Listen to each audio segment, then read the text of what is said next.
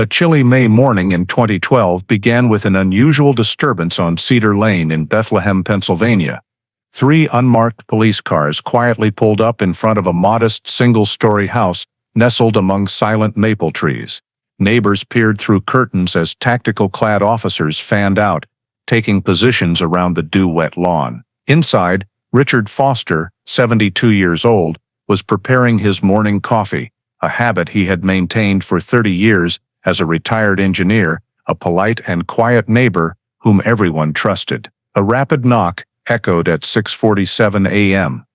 Richard Foster, Pennsylvania State Police. We have a warrant for your arrest in connection with the disappearance of Elaine Foster, New Jersey, 1979. The officers later recounted that his hand trembled slightly as he set down the coffee cup, but his face remained calm to the point of chilling, as if he had been waiting for this moment for over 3 decades. Before diving deeper into the story, don't forget to subscribe to the channel and hit the notification bell so you don't miss the latest cases. Clinton Township, New Jersey, November 1979. The small town lay amid bare wooded hills, far from major highways and urban centers. The winter night air hung heavy with moisture, fog blanketing the winding roads leading to Round Valley Reservoir, which locals called the Blue Sea among the mountains. Lone streetlights cast down on wet asphalt, reflecting blurred streaks of light through the thin mist. Wind rattled old billboards with a clacking sound,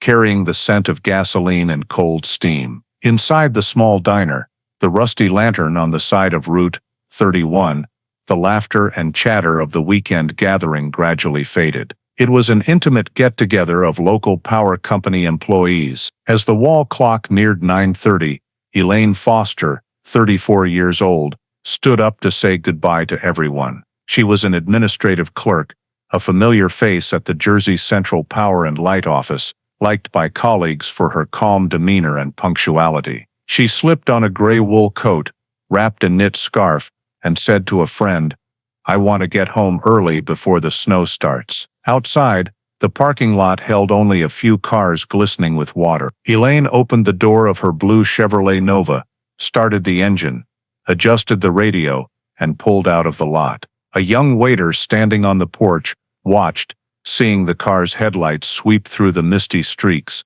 turning onto the narrow road toward Round Valley Reservoir. After that curve, the car vanished, leaving a hazy void in the night. On the road, the fog was so thick that headlights illuminated only a few yards.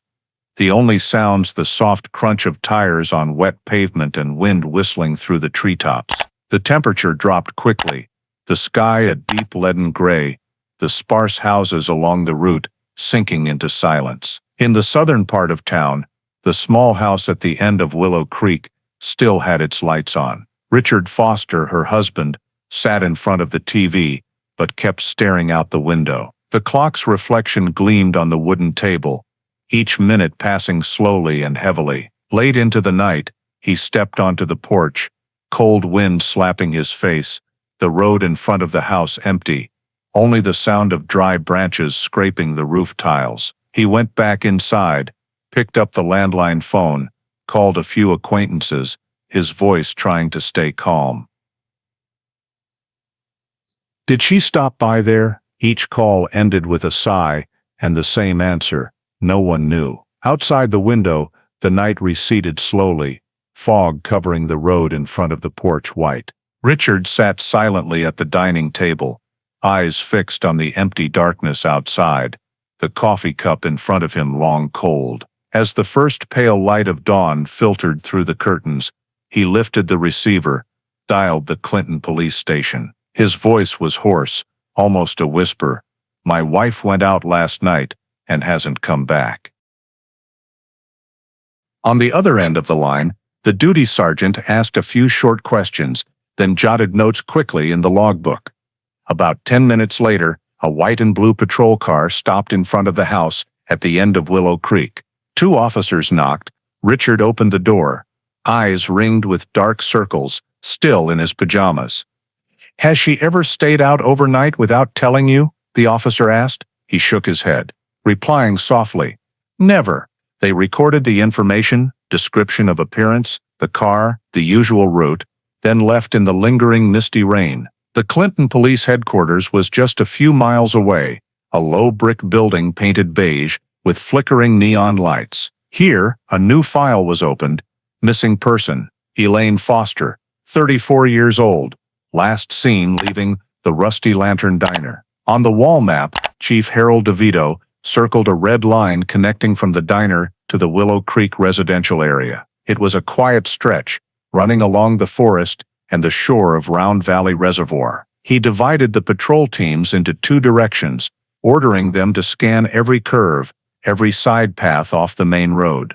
That morning was bitterly cold. Thick fog covered the road, the sound of police car engines echoing in the empty space. The officers drove slowly, headlights sweeping along both shoulders, shining down into drainage ditches and wet grass. No skid marks, no shards of glass, only old mud streaks and fallen leaves. One team stopped at the diner, questioning the manager. He remembered Elaine leaving alone. Normal, nothing unusual. At noon, DeVito stopped at a gas station on Route 513. The attendant wiped his hands on an oily rag, recalling seeing a blue Nova pass by the night before, but unsure of the license plate. "I just caught a glimpse. Heavy rain, lights reflecting off the glass," he said. Police recorded the statement, then continued moving. The farther they went, the worse the weather got. Rain turned to sleet mixed with ice, falling sideways through the treetops. By afternoon, 2 patrol cars returned to headquarters, tires caked with mud. No one had found any trace. DeVito stood at the window, looking at the foggy road outside, brow slightly furrowed. He called the state police in Trenton, requesting search support, but was told they needed clearer data to classify the case. "Right now it's just a missing person," they said. That evening, the rain paused. Lights in the headquarters stayed on, golden glow reflecting off the map. DeVito and 3 other officers marked areas to check. He divided the range into 5-mile radius circles around Round Valley Reservoir, where the forest road connected to Route 513. "If the car broke down or she stopped somewhere, it's definitely still in this area," he said. A small group of local volunteers was mobilized, including a few who knew Elaine. The next night, they began the first search. Flashlights swept over tree trunks, shining down on leaf-strewn ground. The sound of search dogs echoed in the fog. One officer spotted a small beige fabric strip caught on a bush branch, possibly from a scarf. DeVito had it sampled, coordinates marked, then continued scanning along the reservoir shore. Nothing else. After 3 hours of searching, they returned, clothes soaked, breath white in the night. The next morning, the first report was typed up, concise in just a few lines. No signs of collision, no direct witnesses, no evidence of crime. Continuing search around the reservoir area. DeVito signed with his pen, folded the file, looked outside. Rain started falling again, steady, silent. Elaine Foster's disappearance was officially recorded, and the search expanded beyond the small boundaries of Clinton Township. 3 days after Elaine Foster was reported missing, near noon, a ranger from the Round Valley Conservation Area, while patrolling the northern forest trail by the reservoir, discovered a suspicious vehicle parked amid thick trees. From afar, the faded blue paint and thick layer of damp dust made the car nearly blend into the ground. Approaching closer, he recognized it as a Chevrolet Nova, matching the description in the missing person alert sent out days earlier. The license plate matched perfectly. The doors were locked. No signs of damage or collision. Mud around the tires indicated the car had been stationary there for at least 2, possibly 3 days. The ranger immediately called the Clinton Police Department, voice urgent but calm. "I think I've found the Nova from the missing person case." 15 minutes later, 2 patrol cars and Chief Harold DeVito arrived at the scene. The access road was narrow, winding, wide enough for one vehicle. They stopped about 20 meters away, activated warning lights, then cordoned off the area with yellow tape. The air was thick with moisture, scents of pine sap and mud mingling. DeVito stood quietly for a moment, eyes scanning the dense canopy. "Who parks a car here in the middle of the night?" he said softly, as if to himself. They began preliminary documentation. Inside the car, on the passenger seat was a neatly folded beige silk scarf, next to sunglasses and a dog-eared magazine. The ashtray was clean. No cigarette butts, no wallet or ID. Keys not in the ignition, gear in park. No signs of sudden stop. The hood was cool, indicating the engine had been off for a long time. DeVito opened his notebook, jotting brief lines. He signaled an officer to photograph the full scene, from north toward the reservoir and back. Under the chassis, the soil was still damp, but no brake or skid marks. He stepped back, observing the surroundings. This trail was rarely used, except by a few patrolling rangers. The Nova was parked right at the tree line, nose facing the reservoir. Everything seemed intentional. An officer noted in his book, "No signs of struggle, no tire skids. Vehicle intact." DeVito nodded, muttering, "No accident, no robbery. So why abandon the car here?" He checked his watch. 13:42. "Preserve the scene, don't touch anything." Late afternoon, as sunlight pierced through sparse leaves, police set up temporary barriers around the area, posting warning signs. The forensic team from Trenton would arrive the next morning for detailed survey. The car was temporarily sealed, doors taped with white strips, noting date and DeVito's signature. He bent down, writing the final line in his notebook. Chevrolet Nova, found intact. Scene secured for forensic survey. Possible voluntary stop. Before leaving, he stood a moment longer at the road's edge. In the distance, Round Valley Reservoir's surface hazy in the sunset, wind gently swaying the grass like breathing. DeVito exhaled softly, closed his notebook, said to the night duty officer, "Tomorrow morning, when the Trenton team arrives, I want tire tracks remeasured and the surrounding area checked. No one enters tonight." Night fell slowly. Patrol car lights still flashed red outside the forest path, reflecting off the white fog. Inside the cordon, the Nova lay still, silent like a mute witness in the damp cold forest, waiting for dawn, when the first footsteps of the Trenton forensic team would arrive to begin the official scene survey. The next morning, rain had stopped, but the sky remained overcast gray, steam rising from the ground, making the forest around Round Valley Reservoir blur like a silver veil.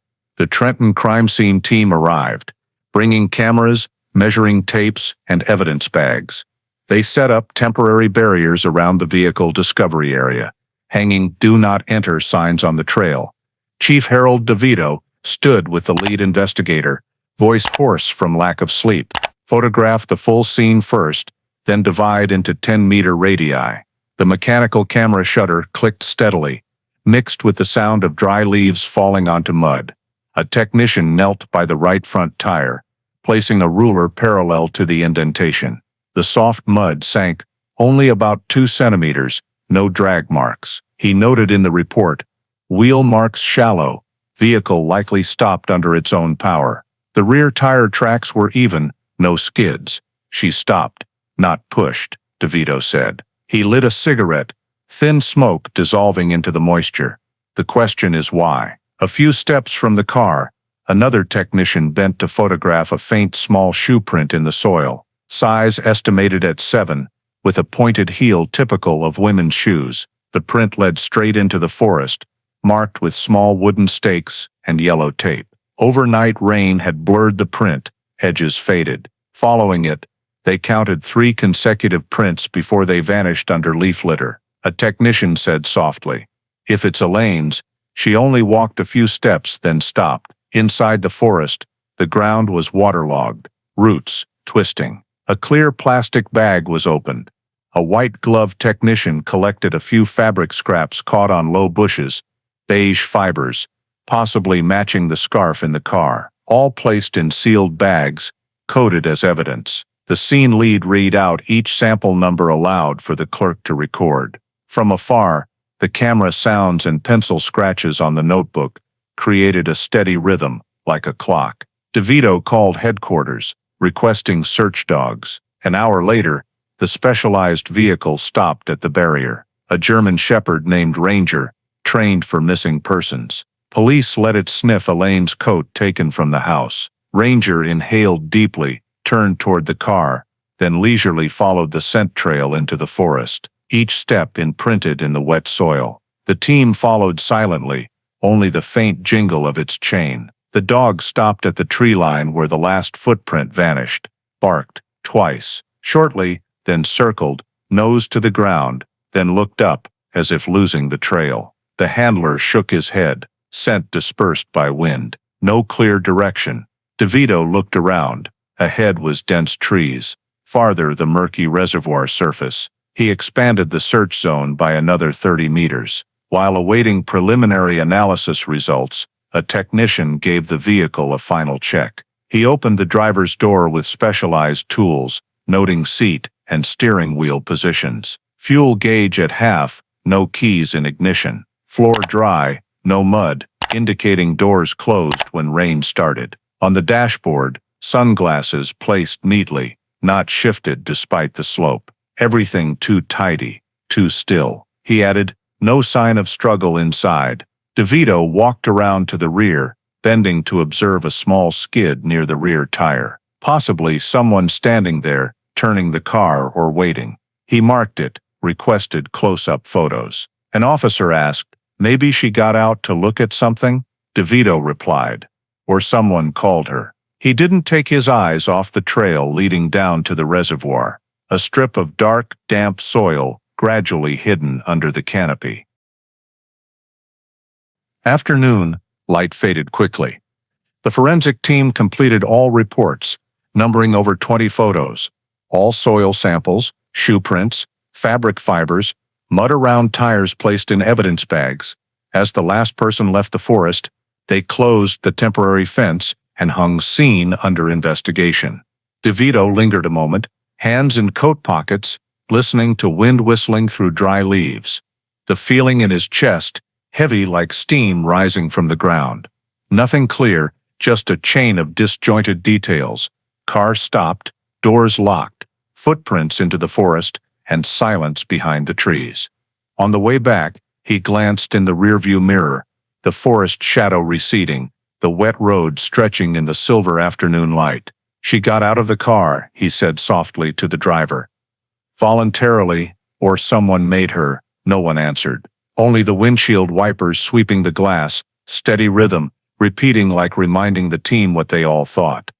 That Elaine Foster's disappearance had just become more baffling than ever.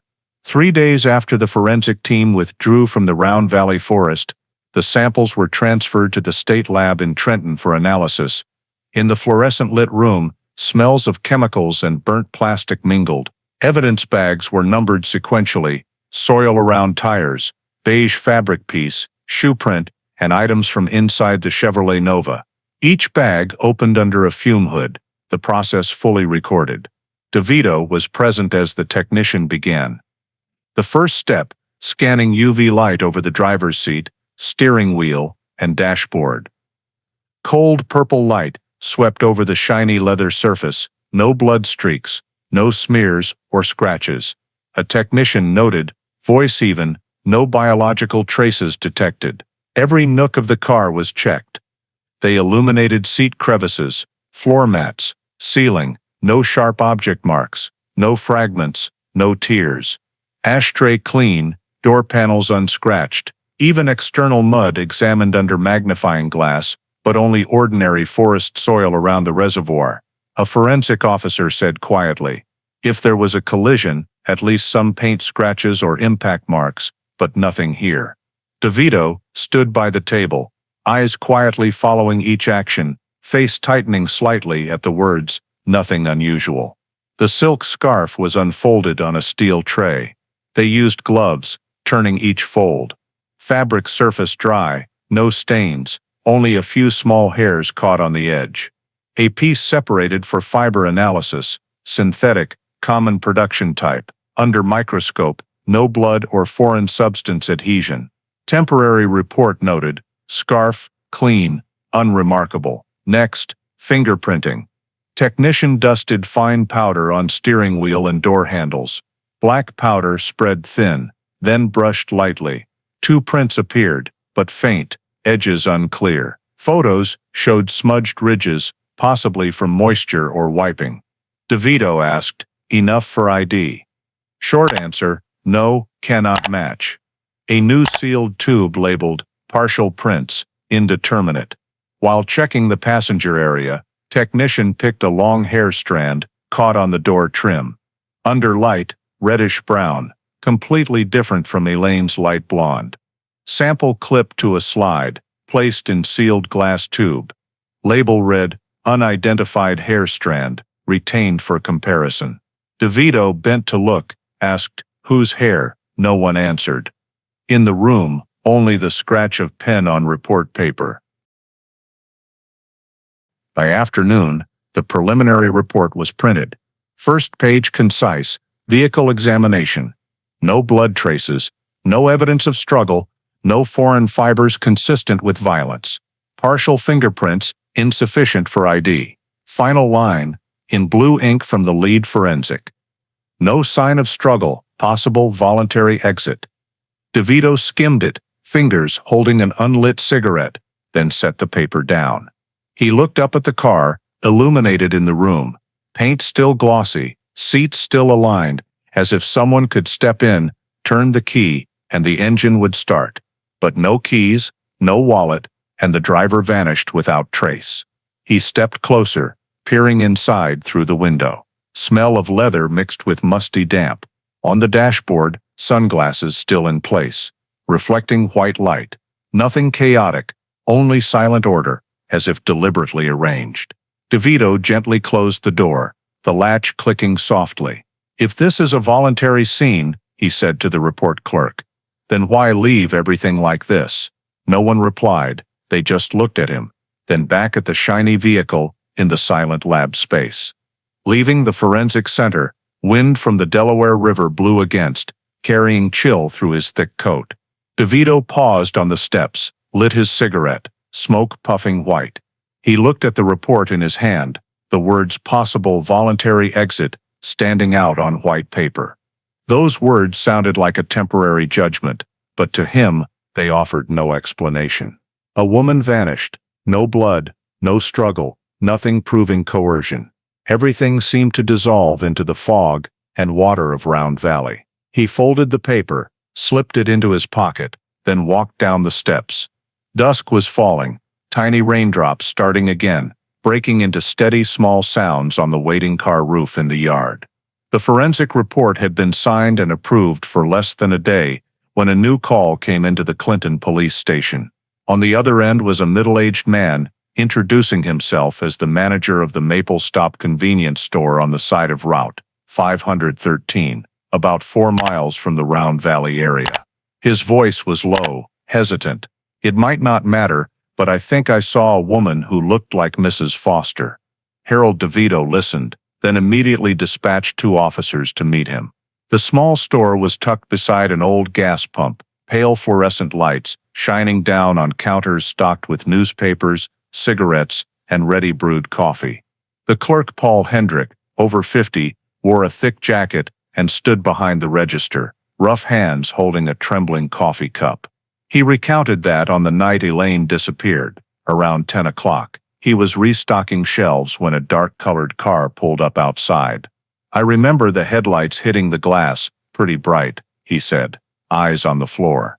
A woman came in, looked like the one in the photo on the news, light blonde hair, gray coat, scarf. With her was a man with dark hair, a bit shorter. They bought 2 bottles of water and a pack of cigarettes. DeVito asked for more details. Hendrick frowned.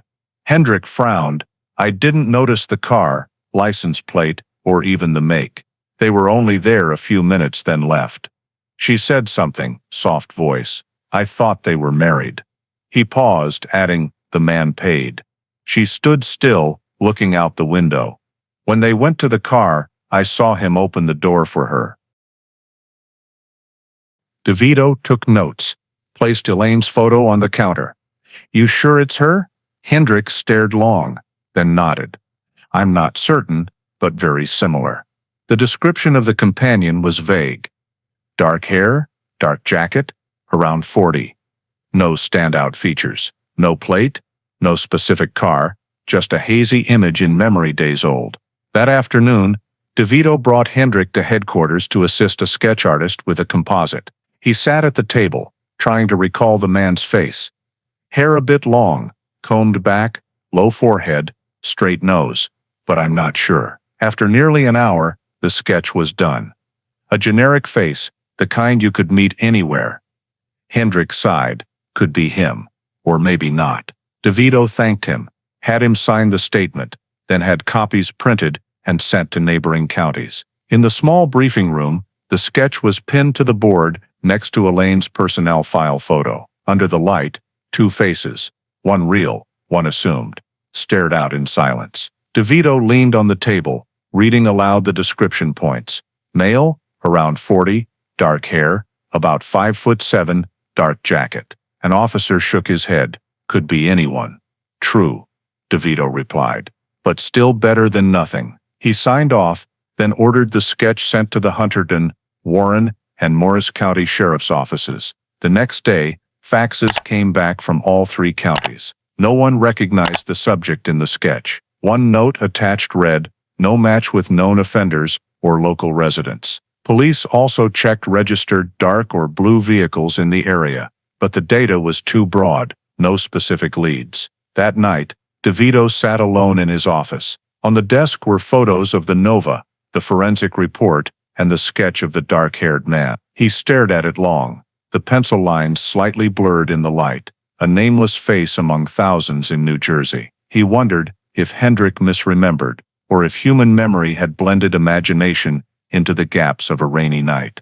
But if the statement was true, Elaine was not alone. Outside the window, snow began to fall, silent and steady, covering the police station steps in a thin white layer. DeVito folded the file, turned off the desk lamp, leaving only the faint golden glow on Elaine's photo pinned to the wall. In the duty log, he added a line. Witness sighting, unverified. Description vague, follow-up pending.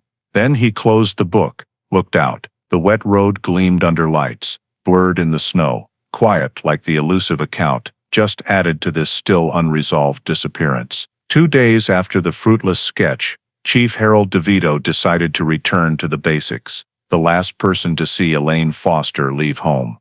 Her husband. Early morning, 2 officers knocked on the house at the end of Willow Creek. Richard Foster opened the door, weary, eyes ringed dark. He wore a gray sweater, wrinkled shirt collar, the air thick with cigarette and coffee smells. When invited to the station to supplement his statement, he only nodded slightly. No questions. In the small interview room, overhead light reflected off the metal table. DeVito sat across, voice calm. We need you to recount the evening of November 17th, from when Elaine left until you reported her missing. Richard nodded, hands clasped. She went out to dinner with coworkers. I knew that. She said she'd be home early. I waited, but the weather was bad.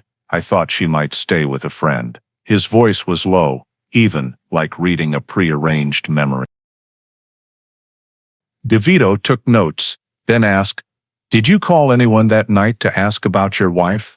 Richard replied, Yes, I called a few of her friends. No one knew. I planned to report it the next morning, and I did. He looked up, tired. She had been stressed lately. Work was heavy.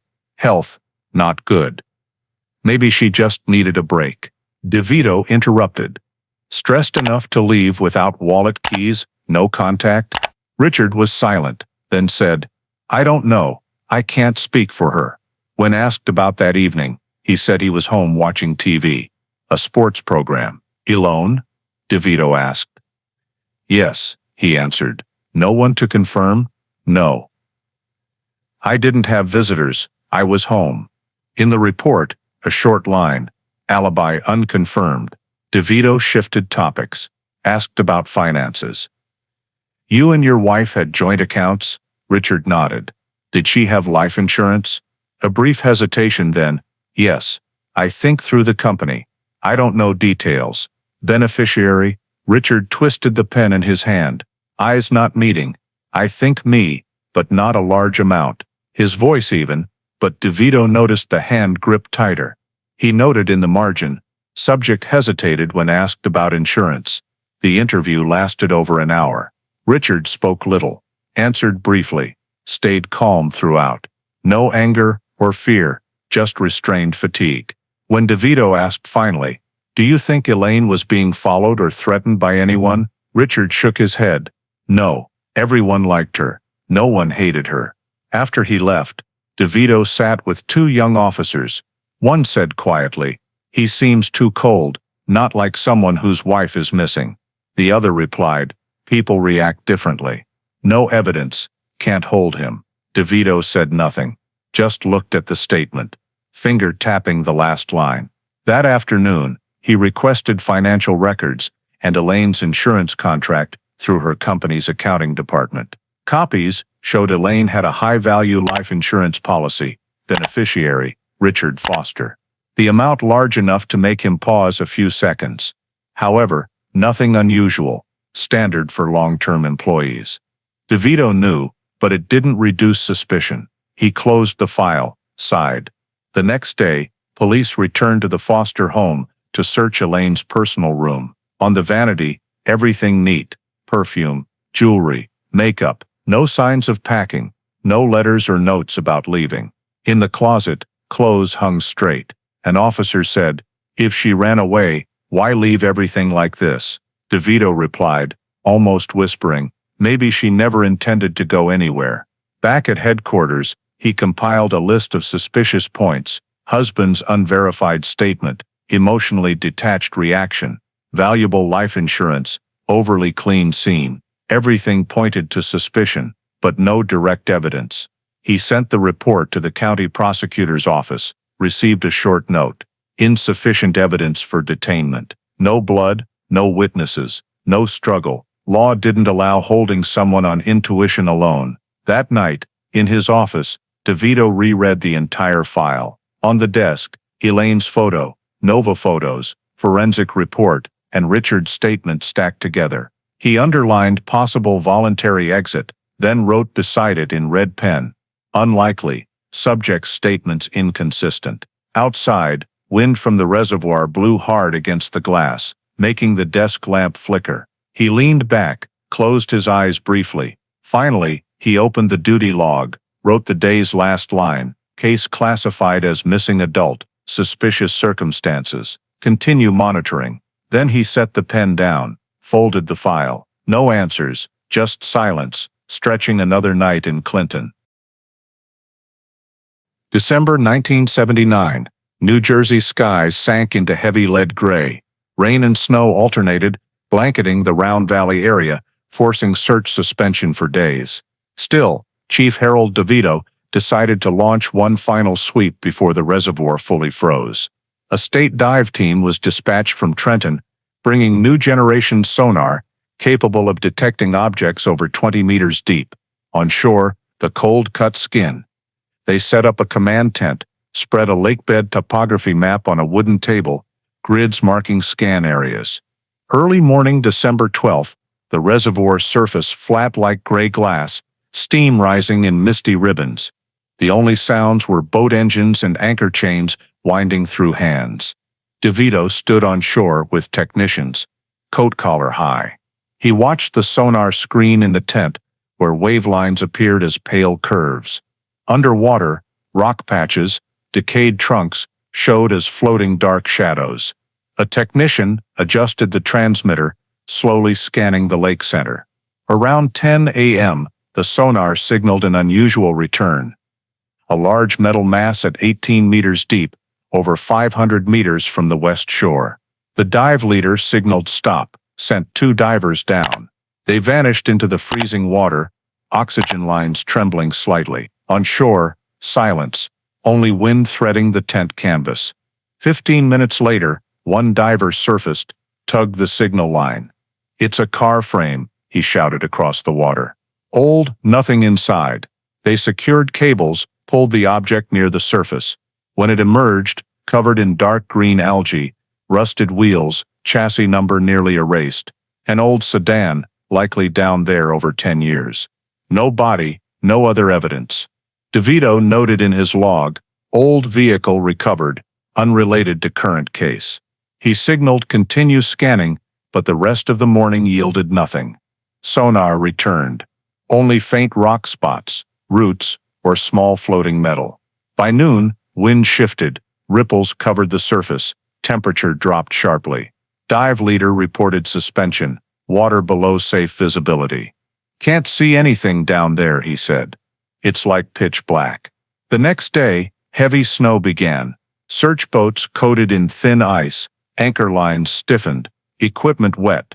Still, DeVito ordered scanning the southern reservoir, where the trail led to the water.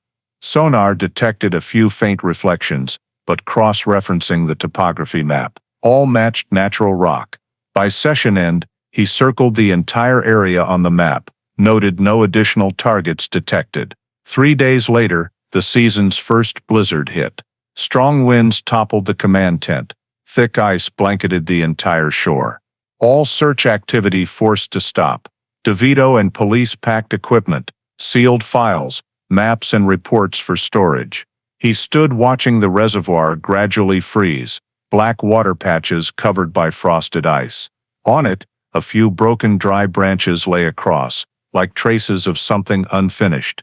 In the summary report to Hunterdon County, the first line read, "Search operations concluded due to weather. No human remains or relevant evidence recovered." Bottom of the page, Harold DeVito's signature trembled slightly from cold, but the ink remained bold. He set the pen down, removed his glasses, looked through the temporary office window by the shore. Snow fell thick, the water now a white mirror reflecting the sky's dull gray.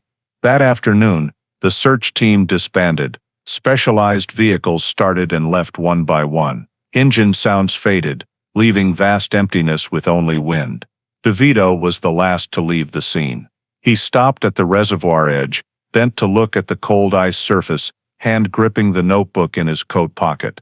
No body, no witnesses, no new evidence. All efforts sank with the waves now frozen. Back at Clinton headquarters, he submitted the month's final report. Thin paper, simple words. Investigation temporarily halted due to severe weather conditions. No leads at this time. Then DeVito stood still a long while by the window. Outside, snow still fell, covering the station sign and patrol cars parked in a row. The town sank into winter's characteristic silence, and Elaine Foster's disappearance, though no one said it, began to settle with the thick ice on Round Valley Reservoir. Spring 1981, 2 years after the snow melted, and Round Valley returned to deep blue, Clinton police received orders to review unsolved missing persons cases. Elaine Foster's name was first on the list. Chief Harold DeVito, then preparing for retirement, returned to the office. Reopened the old file. Photos of the Chevrolet Nova still in plastic sleeves, paper edges yellowed from damp. He reread search reports, statements, each familiar line now meaningless. No body, no new evidence, he muttered, voice hoarse. In the year's first internal meeting, a young officer was assigned to recontact witnesses and samples. He reached the Trenton Forensic Lab, where 1979 sealed evidence bags were stored. Results returned simply, samples preserved, no additional analysis applicable. Testing technology then was only mechanical matching. The brown hair, faint fingerprints, and beige fabric still offered nothing more. A week later, DeVito signed the final report, case reviewed, no new findings. From then, Elaine Foster's file was officially inactive. During this time, Richard Foster sold the Willow Creek house. Neighbors said they saw a moving company arrive for 2 days, taking a few wooden crates, furniture, and an old radio. No one saw him say goodbye. Months later, the for sale sign came down. New owners, a young couple from Somerville. They said the house was intact, only missing a few bedroom items and a removed wall photo. When buyers asked about the house history, the realtor only said, previous owner relocated for work to another state. No one mentioned the disappearance that shook the town 2 years prior. Richard left Clinton, settled in Pennsylvania, less than 100 miles from the state line. A postcard to an old company friend simply read, "I'm fine, thanks for asking." No further news. To town residents, The name Foster faded, occasionally mentioned in the old diner when newcomers asked about the Round Valley disappearance. DeVito, retired, moved to live with his son by the Delaware River, taking a wooden box with a 1979 newspaper copy, for reasons unexplained. At State Police Headquarters in Trenton, a temporary cold case unit was formed to store unresolved cases. In the long room, fluorescent lights shone on towering metal cabinets, each drawer full of numbered file boxes. One August afternoon, Archivist Myers received the file transferred from Clinton. He labeled it, wrote in black ink, #NJ79214, Foster, Elaine, missing person. The file was placed among older cases, in a thick brown folder, spine stamped red. Inactive. He pushed the drawer shut, the metal closing with a dry clank. In the transfer report, DeVito left a final note. All avenues explored, no new leads. Recommend preservation of evidence for potential future review. Below, slightly trembling signature, dated 3/1981. He didn't know those words would endure decades later, mixed among thousands of other state disappearances. Summer passed quietly. Those who joined the first search had transferred, a few left the force. DeVito's Clinton office was repainted, the large wall map removed. Only a lighter square remained on the fresh paint, where Round Valley was once marked with red pins. When wind blew through the window, the curtain swayed, revealing distant hills in fresh green. Everything seemed to return to old rhythms, and the Elaine Foster case just scattered memories among dusty files. That year's end, a clerk added to the archive log, "Case remains unsolved. Victim presumed missing, possibly deceased." No one read that line, no one cared further. The metal cabinet door closed, key turned twice, light reflecting off cold gray steel. Outside, the hallway silent. Only the fading footsteps of the night duty officer.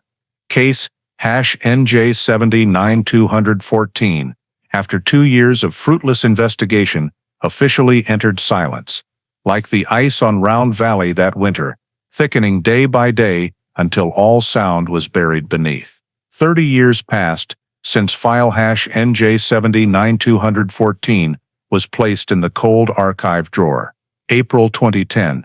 The New Jersey State Police launched a new program called the Cold Case Review Initiative, a pilot project to re-examine unsolved disappearances and homicides from the 1970s to 1990s. In a small second-floor room at Trenton headquarters, hundreds of file boxes stacked to the ceiling, covered in dust and the smell of old paper. Each box labeled with a yellow tag, case number, year, and victim name.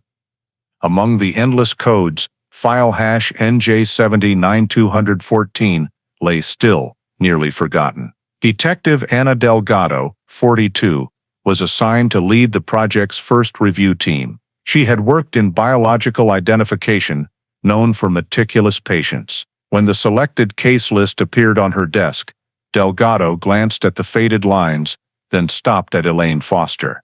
The note beside read, "Missing person, suspicious circumstances, 1979. No deceased, no conclusion. Just a silent gap between time and paperwork." "This long," she said softly to a colleague, "and still not closed?" He shrugged. "Nothing new to close it." Delgado brought the box to her desk. Opening it, dust rose in a streak through the afternoon sunbeam. Inside were yellowed papers, faded scene photos, and 5 evidence bags sealed with red tape. Each labeled in Chief Harold DeVito's handwriting. She placed each bag on the table: dried soil, beige fabric scrap, fingerprint lift, hair, and the last. Scarf, recovered from vehicle. The writing smudged, but seals intact. Delgado lingered longer on the scarf. She opened the original file, reread the description. Scarf, beige, found on passenger seat, clean, unremarkable. Beside it, a 1979 note added, "Not analyzed for biological traces, procedure unavailable." Delgado underlined that line with her pen. In 1979, DNA testing didn't exist in criminal investigations. In 2010, it was standard. She knew one remaining cell could be a breakthrough. She picked up the internal phone, called the lab. I need to check the seal status on old evidence. Foster case, 1979. The supervisor's voice came through. If seals are intact, we can try touch DNA. Delgado paused a few seconds, then replied, Good, I'll request permission to open. That afternoon, in the examination room under cold white light, Delgado and a forensic technician began the unsealing process. The thick nylon bag, double-taped with cloudy adhesive, was cut carefully along the edge. Inside was the beige silk scarf, neatly folded, slightly yellowed at the creases. No smell, no stains. Delgado lifted it with metal tweezers, spread it gently on a stainless steel tray. The fabric still soft, almost undamaged after 3 decades. Well preserved, the technician said. Delgado nodded, eyes fixed on the fabric edge. There, she saw a thin thread stuck tight. Very small, but enough to suspect it had been touched. She noted in the report, scarf preserved in stable condition, visible potential contact areas at folded edges, then signed, placed the sample in a specialized cold container. Send to the State Biology Analysis Lab. Priority, touch DNA, she said. I want to know any trace left behind. As she left the room, the hallway was silent.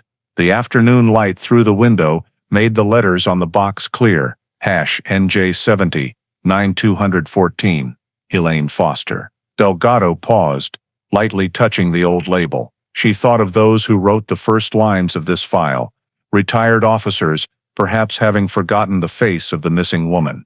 To her, this case was not just a number in a list, but an unanswered silence. That night, she stayed late at headquarters, reopening the scene photos. The Chevrolet Nova in the woods, empty seats, slight mud indentations around the tires, the scarf on the passenger seat.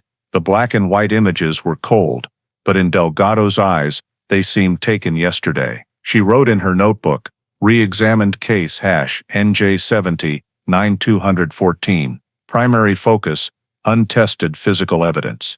Possible DNA extraction. Outside, spring rain fell lightly, drops pattering softly on the glass. Delgado closed the file, glanced at the clock on the wall. The minute hand passed 12. 30 years since Elaine Foster vanished, the silk scarf was finally unsealed. She turned off the light, leaving only the faint hallway glow on the file cover.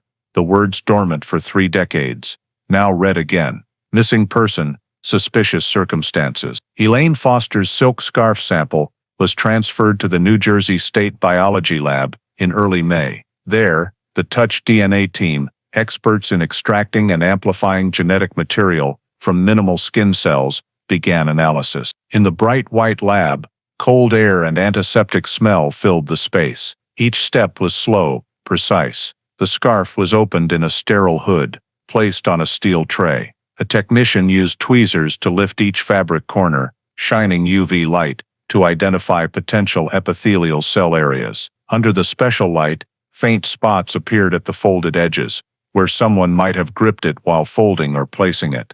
They cut 3 small pieces, each no larger than a coin, into numbered reaction tubes. For 2 days, the team separated cells via centrifugation and enzyme reactions. Each tube was coded uniquely to avoid overlap with other cases. On the 3rd morning, preliminary results emerged. Human DNA present, including a female sample matching Elaine Foster's biological profile, and a second, male, entirely distinct. Delgado received the report via internal email. The subject line was brief. DNA extraction successful. Secondary male contributor detected. She read it repeatedly, heart pounding, hand unconsciously gripping the printout. After 30 years, the first piece of evidence had finally spoken. She immediately contacted the state CODIS unit, requesting the male sample be run against the federal database. The division processed thousands monthly, but Delgado attached a cold case biological evidence priority code. 2 days later, in the headquarters hallway, her internal phone rang. The CODIS supervisor's voice, Detective Delgado, we have a match. She stopped, staring at the wall sign. Say that again? The male DNA from the Foster scarf matches a profile in the system. Richard Foster, born 1942, currently residing in Bethlehem, Pennsylvania. In that moment, surrounding sounds faded. Delgado stood still, hearing only her breath and the wind outside the window. 30 years ago, Elaine's husband was the sole suspect, but no evidence then. Now, an invisible cell had pulled him back to the scene. She hurried to her office, opened the computer, requested the match data copy. The CODIS report confirmed match probability 1 in 960 trillion, definitive identification. No room for error. Delgado opened the old file, pulled the 1979 interview transcript. Chief Harold DeVito's handwriting was clear. Margin note. Subject calm, evasive when questioned about insurance. Beside it, his red note, unconfirmed alibi. She placed the new DNA report next to it. Over 30 years separated the documents, but now they were linked by one piece of evidence. She wrote in her notes, decisively, subject reconnected to primary evidence via DNA trace. That afternoon, she presented the report to Cold Case Unit Captain Reynolds. He skimmed it, looked up, Richard Foster, wife, missing 1979. He's still in Pennsylvania? Delgado nodded, per residency and health insurance data, yes. Address, valid Social Security. Reynolds leaned on the desk. You sure about this? Absolutely, 100% match. He nodded slightly, eyes mixed with surprise and satisfaction. 30 years, and just a scrap of fabric, he said. That evening, Delgado drafted the request to reopen file hash NJ79214. In the submission to the state prosecutor, she stated, based on new forensic evidence, case to be reclassified from missing person to homicide pending review. The line was bolded, stamped, URGent. Simultaneously, she prepared a cooperation letter to Pennsylvania State Police Criminal Division, requesting verification of Richard Foster's identity and residency in Bethlehem. Content, concise.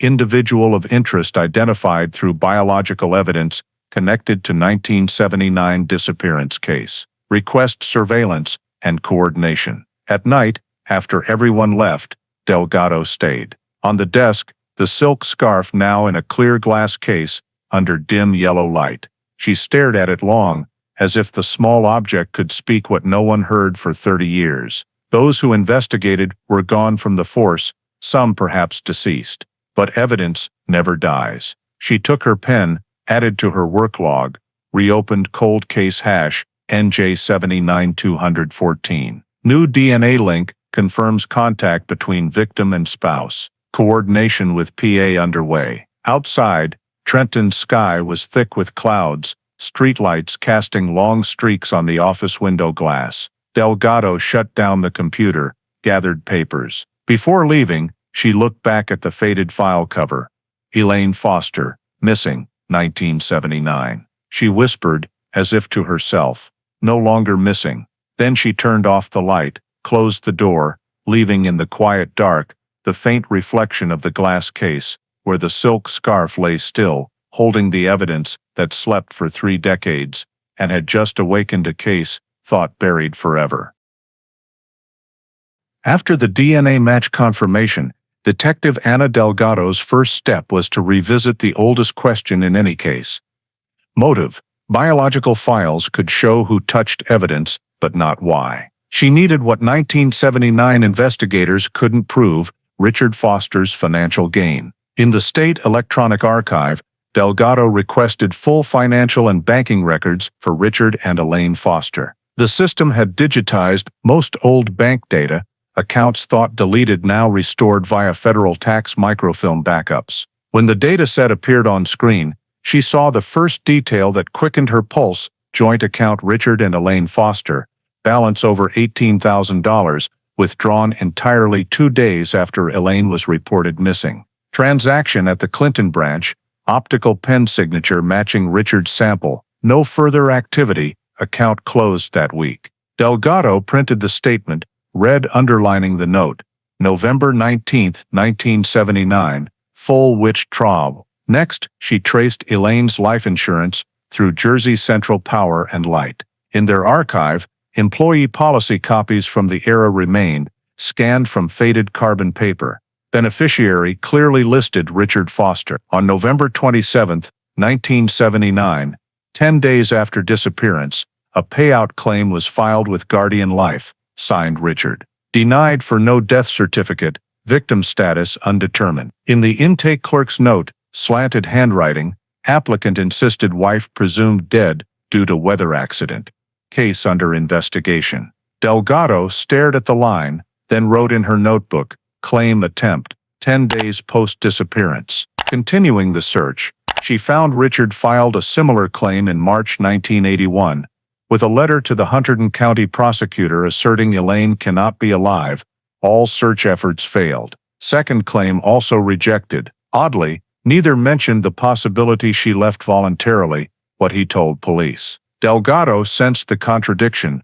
If he believed she just left, why claim insurance for death? She contacted the IRS for Richard's 1979-1982 income filings. Copies showed 1980 income spiked from fixed asset transfer. Tracing property records, Delgado found the Willow Creek house sale certificate, signed February 1982. Simultaneously, his new Bethlehem, Pennsylvania address registration appeared. Sale proceeds transferred locally, then to a new solo account. All aligned perfectly with his post-case departure timeline. Delgado printed everything, clipped into a new file. She stood before the office whiteboard, pinning each piece into a timeline. The 17th of November 79, disappearance, 19/11. Full joint account withdrawal, 27/11. Insurance claim, 3/81. Second claim, 2/82. House sale, state move. Final red arrow pointed to her marker note. Financial gain pattern consistent with spousal homicide, presenting to Captain Reynolds. He skimmed, nodded slowly. This is what was missing 30 years ago, he said. Not just DNA, but complete motive. Delgado replied firmly. He planned from the start. No body, he thought no one could prove anything. Reynolds paused, then added, we can prove it now. That evening, offices dark, Delgado stayed staring at the wall-covered file board. Desk lamp illuminated the old bank printout. Each number breathed time. Simple transactions, holding a crime hidden for 3 decades. She softly added to the internal report. Subject demonstrated immediate financial exploitation post-disappearance. Strong financial motive confirmed. She set the pen down, looked out the dark window. Early summer wind swept Trenton's hallway, carrying distant traffic hum. In the glass reflection, she saw herself and the board's words. Elaine Foster, missing, 1979. Below, fresh red ink still wet. Strong financial motive confirmed. After the financial motive conclusion was approved, the next step was independent DNA reconfirmation to ensure evidence would hold in court. Late June 2010, Detective Anna Delgado sent a cooperation request to Pennsylvania State Police Criminal Investigation Division, seeking assistance in collecting indirect DNA from subject Richard Foster, residing in Bethlehem. In the attached report, she noted subject previously linked to 1979 New Jersey missing person case via biological evidence, request discrete surveillance and non-intrusive sample collection. 2 weeks later, the joint federal team, including NJ State Police reps and 2 Pennsylvania agents, began monitoring the small White House in North Bethlehem suburbs, where Richard lived alone. The house was in a quiet neighborhood, wooden fence, evenly mowed lawn. Neighbors described him as polite, quiet, occasionally tinkering in the garage, morning walks. On paper, he was a technical inspector for a local construction firm. No one knew of his past missing person case in another state. First evening, officers set up in an unmarked sedan, parked 2 houses away. They logged routines, leaves at 7 a.m., returns at 5:30 p.m., carrying grocery bags. In the curbside trash bin, daily plastic water bottles, cigarette wrappers, paper scraps. Per protocol, they waited for collection day for legal samples. Delgado monitored from Trenton, receiving encrypted daily emails. Thursday morning, the team collected Foster's trash bag before sanitation arrival. Inside 2 half-empty water bottles, an old toothbrush, used cotton swabs. All sealed in box. PA Call 202, rushed to Pennsylvania State DNA Lab, under New Jersey witness. Delgado got notice 4 hours later, samples received in good condition. In the lab, technicians extracted biology from toothbrush and bottle rims. DNA was clean, clearer than expected. 7 days later, comparison results arrived via secure system. 3-page report, conclusion brief, genetic profile derived from PA Call 202 matches male DNA, recovered from scarf in case hash. NJ 79214, with full STR concordance, at all loci. Random match probability estimated 1 in 980 trillion. Delgado read each line, time seeming to stop. 31 years later, final evidence bridged past and present. She typed in her electronic log, independent confirmation obtained via secondary DNA source. Match absolute. Chain of custody verified. Then printed copies, placed beside financial files. 2 investigation strands, biological and monetary, now formed a complete logical chain. That afternoon, she flew to Bethlehem for a coordination meeting at Pennsylvania PD. On the table, a spread neighborhood map, observation points marked red. Local detective, Lieutenant Davis, reported, 3-week surveillance, no unusual behavior. Lives alone, regular habits, but he keeps 2 separate mailboxes, one at main post office, one rented suburban. Delgado asked, checked mail content? Davis shook head. No need separate warrant. She noted, then refocused, I don't need mail. DNA confirmation enough, for arrest warrant request. Before leaving, Delgado stood before a recent photo of Richard Foster, silver hair, thin face, deep cold eyes. She wondered if he thought the past was buried forever. He lived free over 30 years, Davis said, behind her.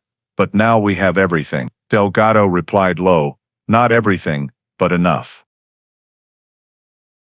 Back in Trenton, she submitted all results to Captain Reynolds. On the last page, he signed in blue ink, added handwritten note, evidence sufficient to establish probable cause for arrest.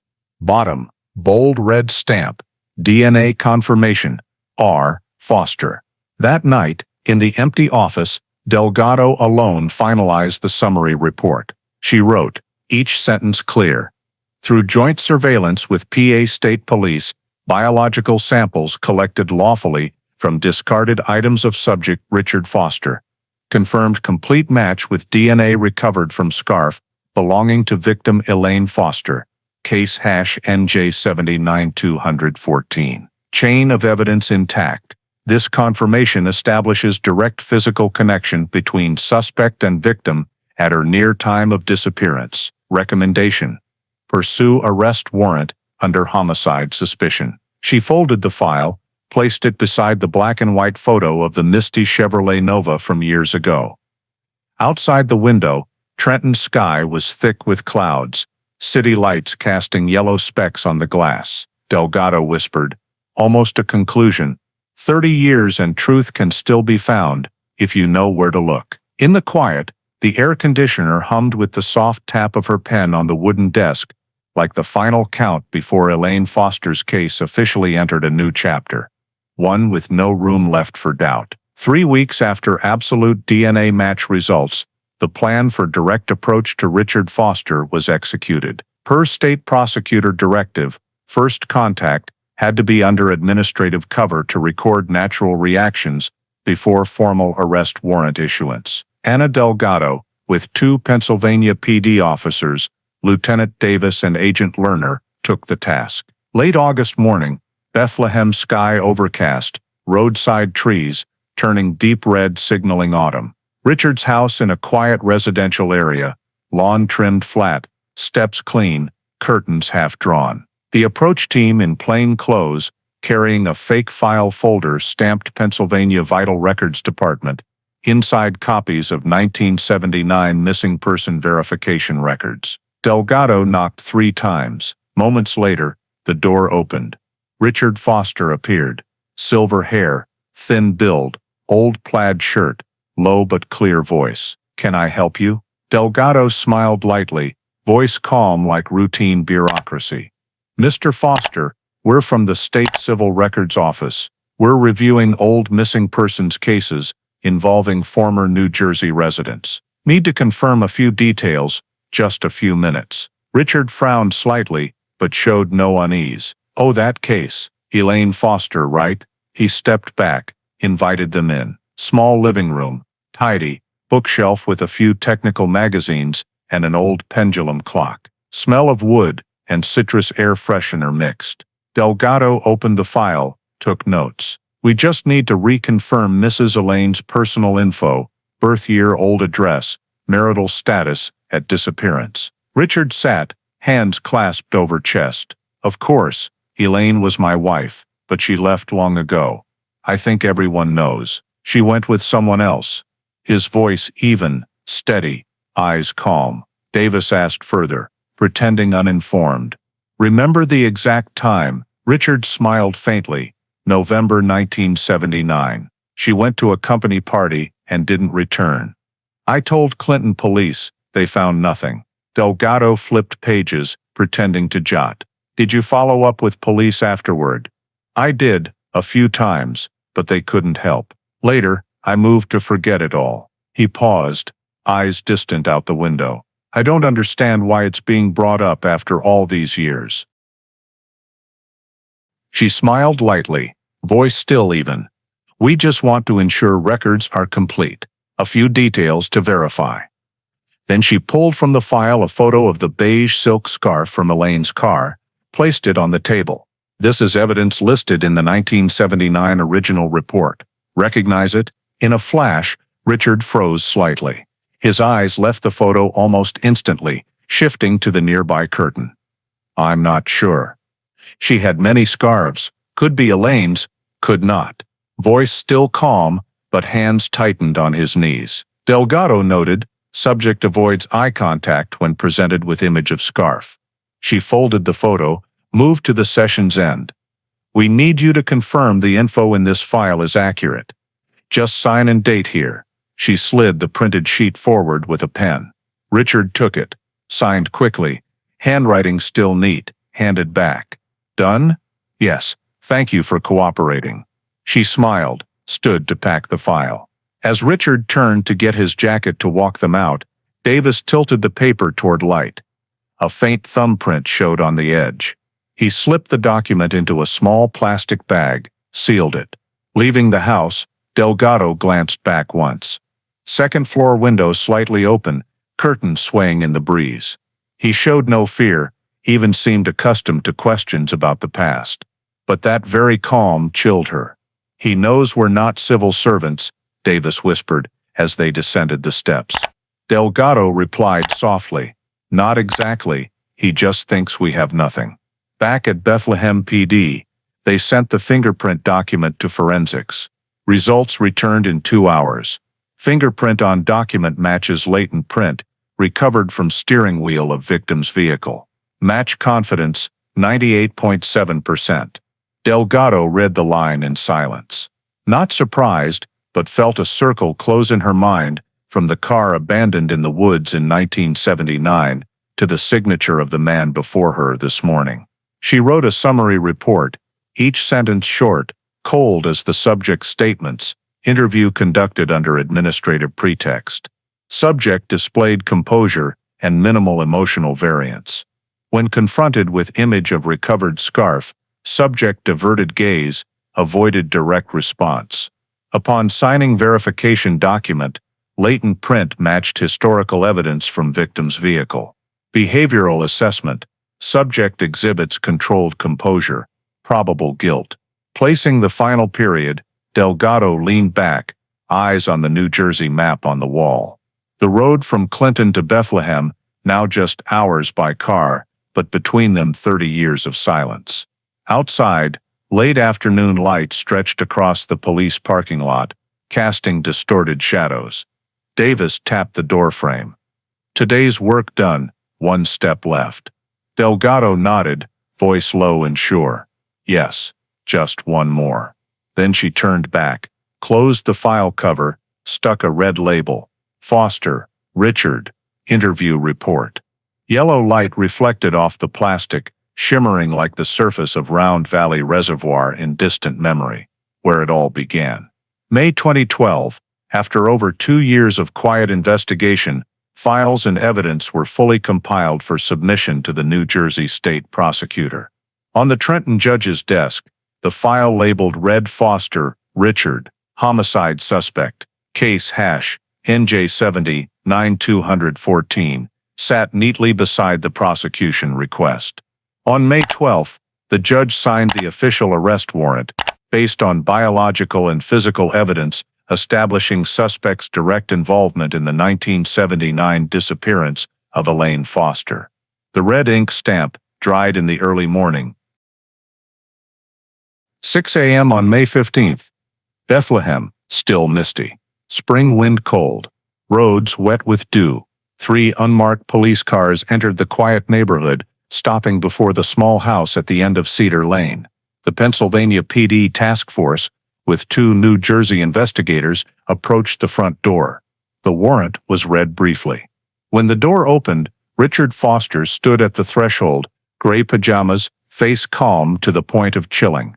"Mr. Foster," Agent Davis said, "we have a warrant for your arrest for the murder of your wife, Elaine Foster." Richard asked nothing more, just glanced around the living room, then held out both hands, voice low and hoarse. "No need for cuffs, I'll go." He was escorted in silence. Neighbors peeked through curtains, surprised to see the mild-mannered man who greeted them every morning, now being led away in a police car. At Pennsylvania PD headquarters, he was immediately taken to the third-floor interview room, a small space with gray walls and a camera in the corner. Anna Delgado was already waiting. On the table was a thick file, with a glass box in the corner containing the beige silk scarf. As officers removed the cuffs, Richard sat in the metal chair, hands on the table, thumb lightly tapping a rhythm. Delgado began calmly. "Mr. Foster, this session will be recorded. You have the right to remain silent and can request an attorney at any time." He smiled faintly, lips pursed. "I've heard those before," she nodded. "Open the file, flip through pages, then I'll get to the point. Do you remember this scarf?" She slid the glass box toward him. Richard glanced at it, didn't touch, just shrugged. "I'm not sure. She had many like it." Delgado said nothing, pulled out the DNA report, and placed it beside the box. "We found your DNA on the scarf's edge, fully matching samples from your current personal items. All procedures certified by state and FBI labs." She paused, staring into his eyes. Richard stayed silent. The room held only the recorder's hum and the wall clock's ticks. 2 minutes passed. He held his pose, eyes fixed on the table. Then he looked up, mouth curving slightly like a smile. "You found the scarf, then you'll find the rest." Delgado leaned forward slightly. "What's the rest, Mr. Foster?" He leaned back, silent a moment longer. White light reflected on his gaunt face. "Elaine," he said softly. "She's at Round Valley, you know that." Delgado didn't respond, just watched him long. The air thickened. After minutes, she activated a second recorder, placed it closer. "I want you to tell the whole story. We need it in your own words." The interrogation lasted 8 straight hours, broken by short pauses. At first, Richard spoke disjointedly, as if piecing memories. He said on the night of November 17, 1979, during an argument, Elaine said she was leaving, intending separation. "She was too tired of me, of everything," he said. Eyes on no one. "I'd been drinking, didn't want to hear more." He admitted they argued in the car when Elaine stopped in the woods near Round Valley. "I just wanted her back in the car, but she stepped back, slipped. I heard the fall." He paused, swallowed dryly. "When I got close, she wasn't breathing. I didn't know what to do." Delgado didn't interrupt, just jotted details quickly. "Did you call for help?" "No. I was scared. I thought they wouldn't believe me. They'd say I did it on purpose." He said he left Elaine's body in the car a while, then took a shovel from the trunk, carried it to the forest edge, near a large oak, dug a shallow grave, and buried her. "I came back many times, stood looking, but never dared get close. I thought time would bury it all." His voice cracked at the end. then turned cold again. I didn't mean to kill her, I just wanted silence. Delgado observed reactions. No tears, no trembling, just the dry voice of someone recounting a worn memory. She asked, "Why withdraw all the money afterward, file insurance claims, and leave the state?" Richard looked straight at her. "I thought I had nothing left there. The money was ours. I just took my share." She closed the file, stared at him long. "You said Elaine slipped. But why does the forensic description show direct skull bruising, not from a fall?" He didn't answer, eyes closing slightly. "I don't remember," he said finally. "Or maybe I don't want to." As the clock neared 8 p.m., Richard fell silent, then said softly, "I can show you the spot. I remember every tree." Delgado looked up. "You're willing to cooperate?" "I don't want to drag it out. 30 years is enough." He signed the statement confirmation, agreeing to guide the team to the burial site. Before signing, he said quietly, almost to himself, "If you find Elaine, maybe I'll sleep." The interrogation ended. As security led him out, Delgado stayed, staring at the Round Valley map on the table. A red pen circled the northern woods area. He had mentioned it. She wrote the final line in the interrogation log.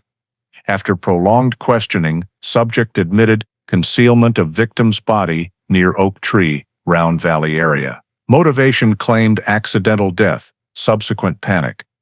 Subject voluntarily agreed to guide authorities for recovery. She folded the file, light reflecting off the steel table in a cold streak. Outside, Bethlehem turned dark, thin rain beginning to fall. Delgado put on her coat, looked through the foggy window, said softly to Davis in the hallway, "Prepare the forensics team. Tomorrow morning, we go to Round Valley." On May 24, 2012, as early light covered the low hills around Round Valley, the New Jersey State Forensics Convoy entered the northern woods per Richard Foster's directions. Morning air was thick with moisture, ground still dewy. From the clearing, the deep blue reservoir was visible far off, quiet as 30 years ago. Foster, handcuffed, stood by the patrol car, head down. A young officer holding him said quietly, "Show the way, Mr. Foster." He looked up, eyes lost toward the dense trees, pointed, "That way, about 20 steps, near the largest oak." Hannah Delgado and the forensics team in white protective suits, gloved and masked, stepped over decayed leaves. Each footfall made a soft rustle. They reached the forest edge, where an old oak towered, casting long shadows. At its base, the ground dipped slightly, soil mottled dark. Foster stopped, pointed, "There." I dug with the old shovel, maybe 3 feet deep. His voice was barely audible. Delgado signaled the team to cordon the area. Yellow tape stretched 10 meters around, GPS coordinates marked. Lead technician, Dr. Raymond Clark, opened his notebook. Excavation begins 8:45 a.m. Under damp soil, mud and moss smells rose strong. They used small trowels to clear layers, revealing darker, compacted earth, signs of artificial disturbance. "We're in the right spot," Clark said. Shovel clinks and camera shutters sounded steadily, mixed with short team exchanges. At about 90 centimeters deep, a blade hit something hard. An officer knelt, brushed soil by hand.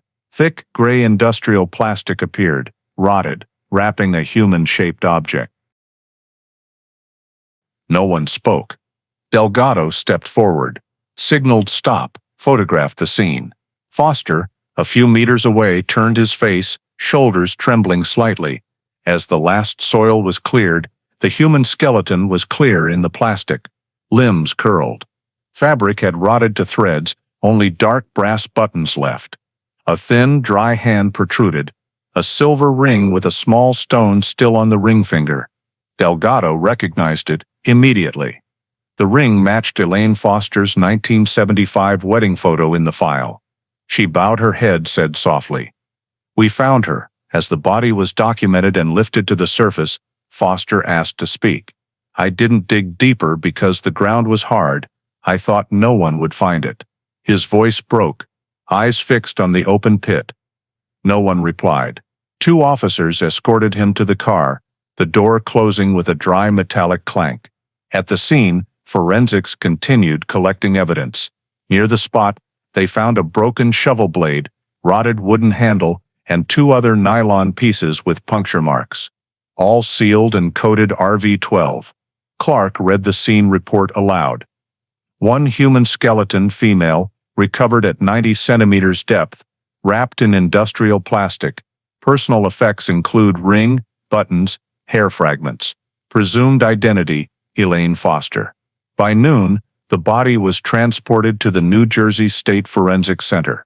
There, experts compared teeth and bones to Elaine's dental records from the power company database. Results confirmed absolute match. During examination, they identified a nearly 2-inch crack on the rear skull from strong blunt impact, inconsistent with natural fall injury. The forensic report stated clearly, cause of death, blunt force trauma to the skull. Estimated time of death, consistent with November 1979. Reading that conclusion, Delgado stood still. The report in her hand trembled slightly, not from cold, but from a heavy yet freeing feeling. 33 years of waiting, now all numbers, documents, signatures, but behind them, a person forgotten underground. She called Captain Reynolds in Trenton, voice low. Confirmed. It's Elaine Foster. On the other end, silence for seconds, then he said, "Good work, Anna. Now the case can close." That afternoon, as the sun lowered, the forensics team refilled the grave. A broken oak branch lay across the pit mouth, where final daylight turned damp soil copper red.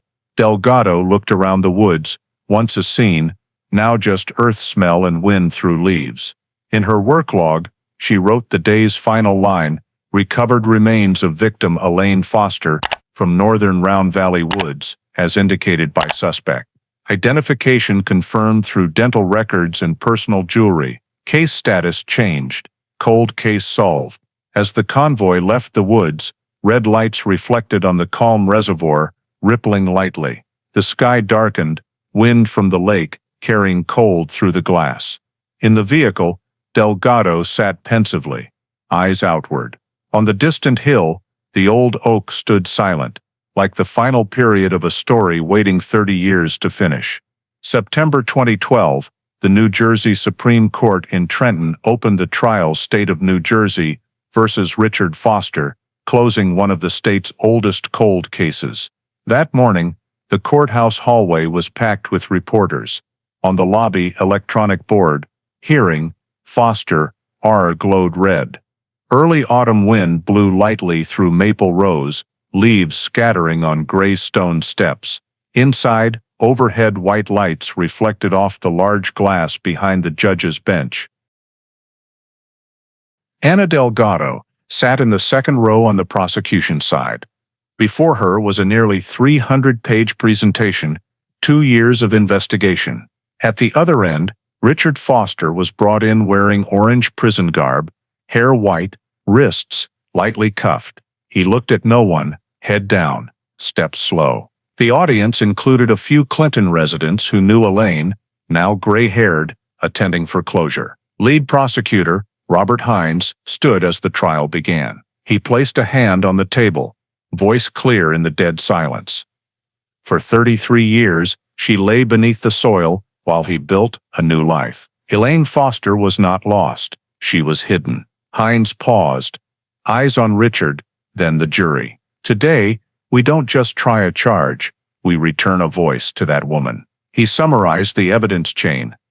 DNA on the silk scarf, fingerprints, matching the steering wheel, financial transactions right after Elaine's disappearance, and the confession to burying the body. All of it, he said, points to one man, Richard Foster. Defense attorney Leonard Pierce stood, adjusted glasses, voice softer but clear. Your Honor, the prosecution is right about one thing. Elaine Foster is gone, but her death was an accident, not a crime. He faced the jury, calm. No one denies they argued, but there's no evidence Mr. Foster intended harm. The fall, fear, and mistakes afterward turned tragedy into guilt. He doesn't deny the burial, but it was panic, not murder. The trial lasted 10 days. Evidence was presented chronologically, from the 1979 disappearance to the 2012 exhumation. Each morning, Delgado stood to present her investigation. Her voice calm, decisive, no drama, but silencing the room. She projected the scarf photo, cited touch DNA results. Male profile fully matched Richard Foster, et al. Loci. Next, 1979 bank documents proving the joint account emptied 2 days after Elaine vanished, and 2 rejected insurance claims. "This isn't a grieving husband's reaction," she said, "but a calculated one." Prosecutor Hines continued. "The defendant left town, started a new life, believing time would erase it. But justice doesn't fade, it waits for enough evidence to speak." He held up the skull exam copy, pointing to the described impact crack. "A fall doesn't create an angled wound like this, it's a direct rear blow. The victim couldn't self-inflict." When Foster was allowed to speak, he stood, voice hoarse, trembling but composed. "I was wrong. I was scared.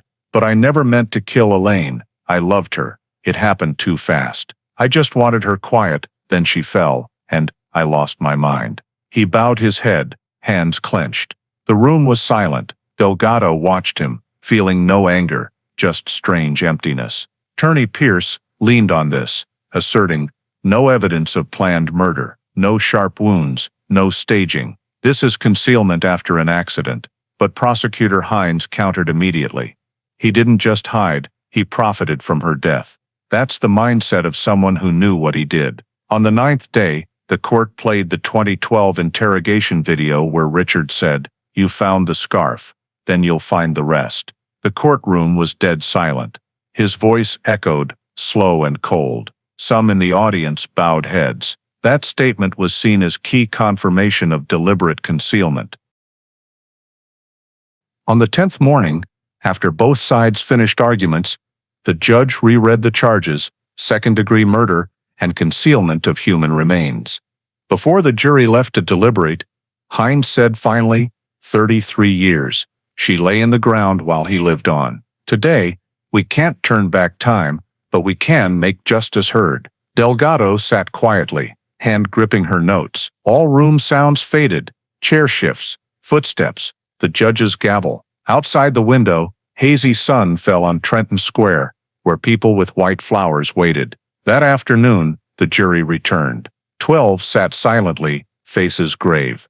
The clerk asked, "Have you reached a verdict?" The foreperson stood. "Yes, Your Honor." The room held its breath. "We, the jury of the state of New Jersey, find the defendant, Richard Foster, guilty of second-degree murder and concealment of human remains." A sigh spread through the courtroom, half relief, half pain. The judge recorded the verdict, then read the sentence. Defendant Richard Foster, based on the court's verdict and irrefutable evidence, is sentenced to life imprisonment without parole. The gavel struck, the heavy sound echoing. Foster showed no reaction, just bowed slightly, lips moving. "I understand." 2 officers approached to cuff him. Hines stood still a moment, then turned to Delgado, said softly, "Good work, detective. 33 years, you gave her back her name." She nodded, eyes following the man led away. He walked slowly through the hallway, white window light on his gaunt face. No one said more. Outside, Trenton was windless. People with white flowers lined the entrance. As the court doors closed, a light breeze scattered petals on the steps. On the bulletin board, Foster trial, verdict reached, was replaced with case closed. That night, Delgado returned to her office, sat at the old wooden desk. Desk lamp cast light on the thick file she carried for 2 years. On the cover, faded but readable, #NJ70, 9214. Elaine Foster, missing. She took a pen, drew a red line under missing, added 2 words, found and justice served. After over 3 decades, the case closed in weighted silence. No victory, just truth brought to light. A week after the verdict, at New Jersey State Police Headquarters in Trenton, the ground floor press room was prepared from early morning.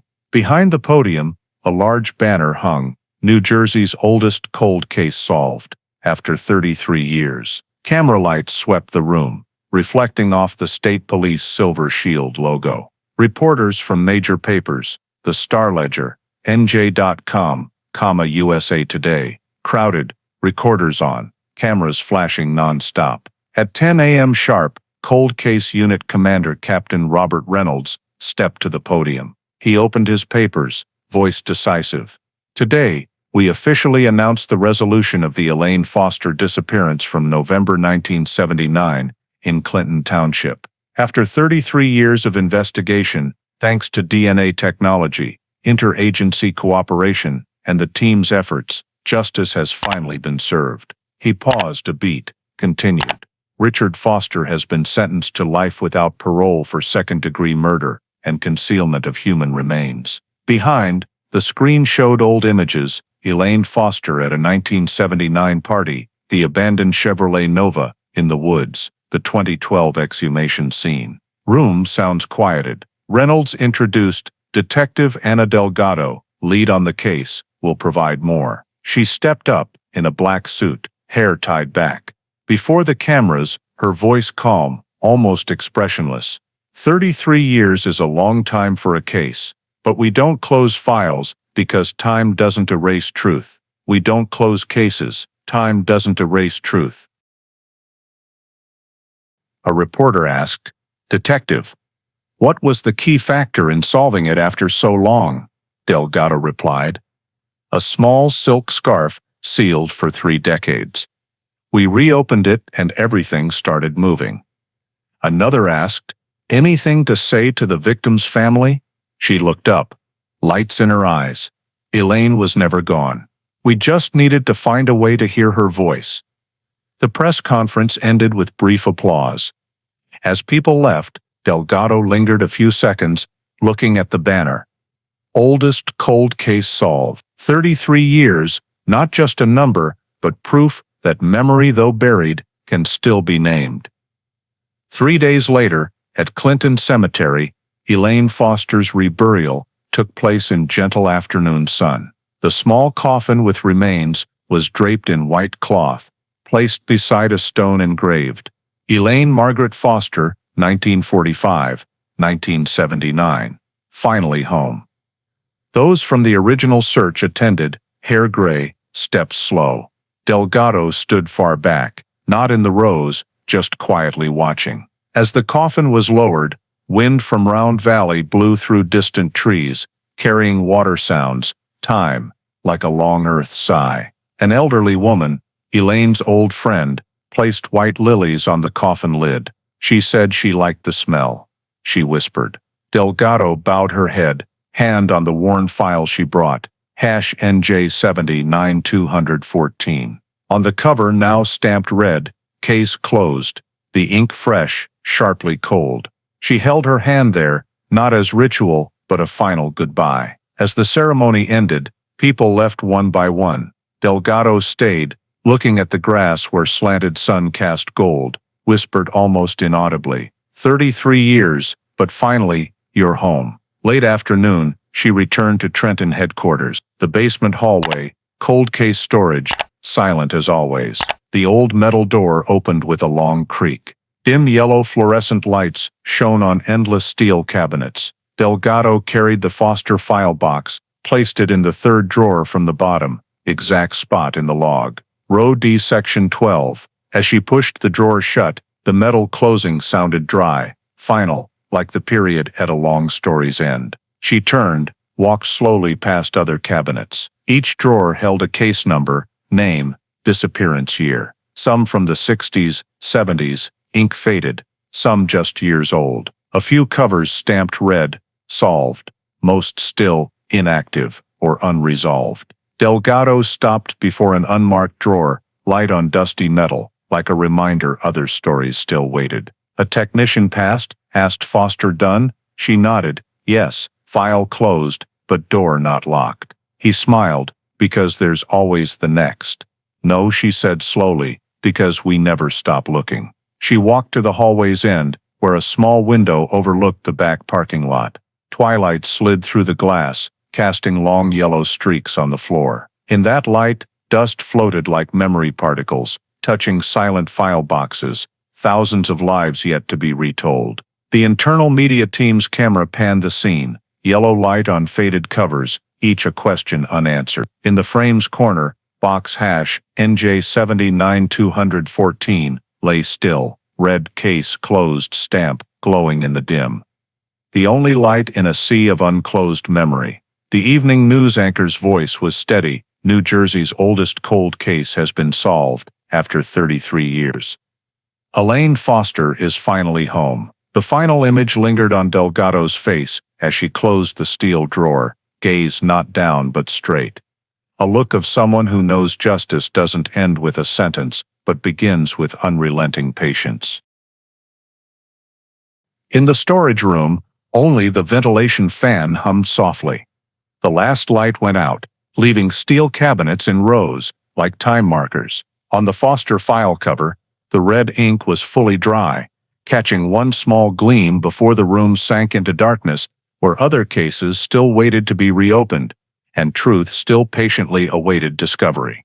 The story of the Elaine Foster case is not just the journey to solve a cold case after over 30 years, but a mirror reflecting modern American society, where technology, justice, and human memory intersect in the pursuit of truth. Detective Anna Delgado and the investigation team's persistence shows that in an increasingly data and science-dependent justice system, the human element, endurance, and professional ethics remains the foundation of justice. The small silk scarf sealed, since 1979, seemingly meaningless, became the key to unlocking the entire case.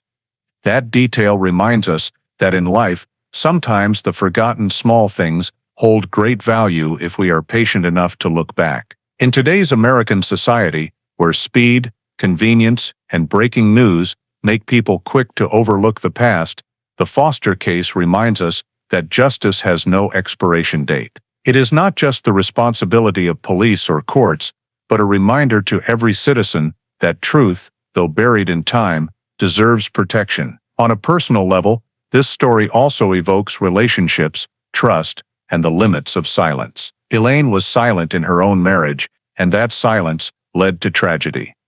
In a society valuing individual freedom like the United States, Elaine's lesson is speak up when something is wrong, whether in love, work, or justice. As Delgado said at the press conference, time doesn't erase truth, and it cannot erase each person's responsibility in preserving it. Thank you for following to the end of the journey to restore justice for Elaine Foster, a case showing that truth never sleeps. Please subscribe to the channel to join us in exploring other cold cases where justice still awaits awakening.